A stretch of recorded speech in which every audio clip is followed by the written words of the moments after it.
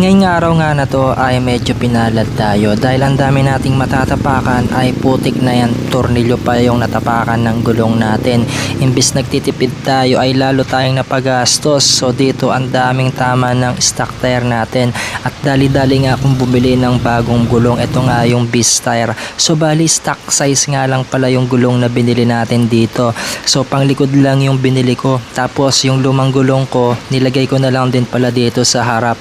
So bali naka Beast tire na tayo. So kung nararamdaman ninyong nag-skid sa unahan kapag dumadaan kayo sa mga white broken lines, ito yung palitan ninyo yung gulong dahil madulas nga yung stock tire. So dito pagtsatsagan ko lang sana yung stock tire.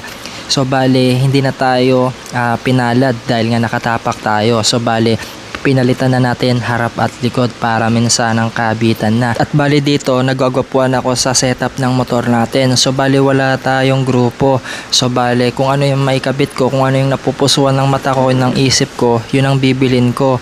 So wala tayong sinusunod na piyesang ikakabit. Ganun din dapat yung gawin ninyo para ma-enjoy nyo yung build ninyo. So kapag kabibili kayo ng gulong, iwan ko na lang yung pagbibilhan nyo dyan sa baba. Murang-mura lang ito. Order na.